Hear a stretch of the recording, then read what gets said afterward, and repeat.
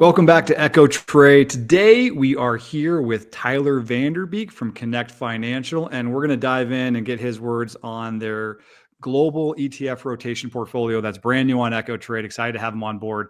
So, Tyler, appreciate you being here, man. Good to see you. Thank you. Good to see you as well. Yeah, so let's dive in. You're just now offering the global ETF rotation portfolio on Echo Trade. Give investors kind of just an overview of the portfolio. What are the goals? What kind of sets this apart? Why do you think it's good for the Echo Trade platform? Perfect. Good questions. So I developed these strategies on the global ETF rotation in order to try to capture as much of the upside of the markets as possible, but also to have the possibility to move to cash if the markets are become into a bear market or severe recessionary time. So what the whole idea is relative strength and momentum has been a proven methodology that's worked for many, many years. So when I first developed the strategy, I wanted to find something that could do that. But like I said, I had the opportunity to exit the markets if it became more of a risk off scenario. So the coming up with the different combination of the portfolio is primarily made up of the U.S. markets. So we'd be looking at the S&P 500, Nasdaq, small caps and mid caps, and then the other 50% is pretty much anything ex-U.S. that has enough liquidity and history that we could trade those country ETFs as well. So it's been working very nicely for us, and we're very happy with it to again, trying to reduce the volatility or risk as well. That's also an indicator that we use to determine the rankings that we will purchase these ETFs in. So we buy the top ranked ETFs and hold them for a month and don't look at them mid-month. Well, try not to, but that's the whole idea behind it. So No, so that's interesting. So talk about then, what kind of investors might be able to expect. Like you said, you're kind of trying to capture as much of the upside as possible, but then, have the ability to go to cash to minimize risk on the downside. So are you looking to, outperform on the upside, or are you really just trying to, like you said, capture as much of that upside as possible? And so you might be underperforming by a few points, but then, when you go over a few different, cycles and a few different, downturns that, if you're doing this correctly, you're going to minimize the downswings, which would over time be outperforming the market. Is that the goal? Or you're really trying to, even in the upswings, you're still trying to kind of get an edge and still outperform? yep, good question. So obviously we'd love to outperform in good times, but that's not the primary goal behind it. So like you mentioned, over a full market cycle and the economic cycles and protecting on the downside is much more important that we found for the long-term performance than outperforming on the good times. So if we can mirror or get close enough on the upside in good times, that's happy enough for us.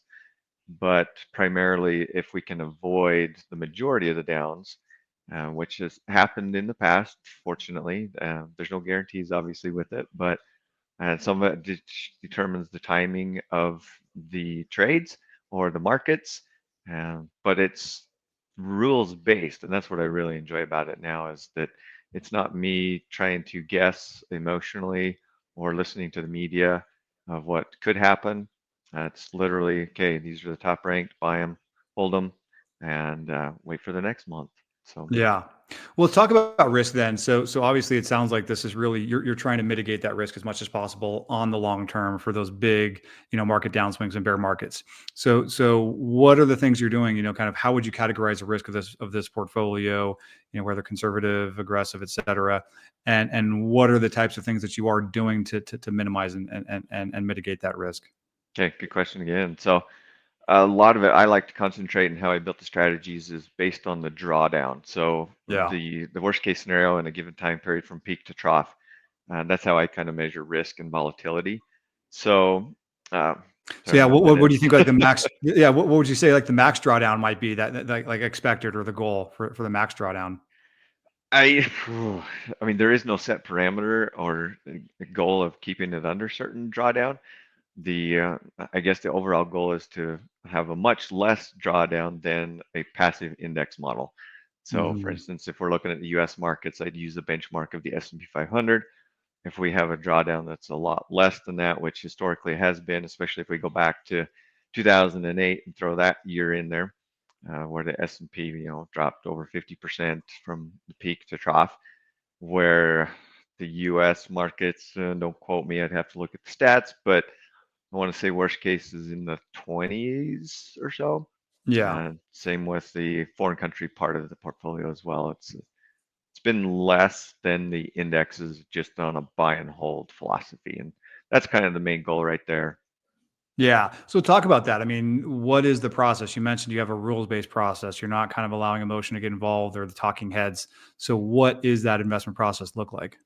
Yep, it's pretty simple. So all of the ETFs that are part of the candidates on each individual strategy, at the end of the month, it goes through the ranking system based on relative strength, momentum, volatility, whichever ones are the top ranked. So the US markets is we just pick the top ranked one and hold it for the next month.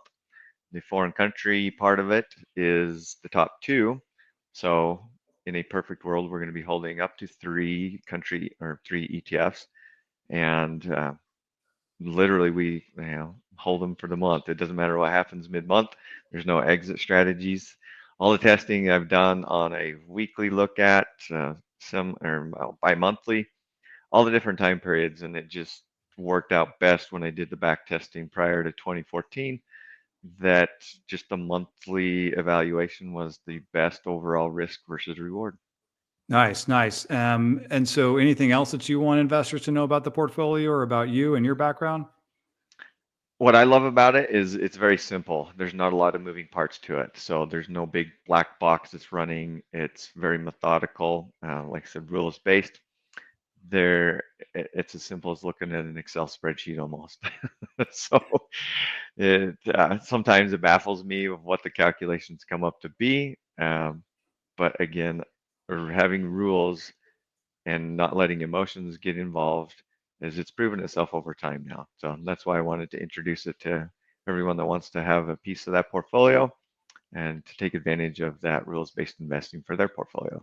Yeah, man. Thanks, Tyler. We're excited to have you on board. Excited to have investors to get the access to the portfolio, and we'll look forward to chatting soon. So, Tyler, appreciate it. Looking forward to partnering with you. Thanks so much.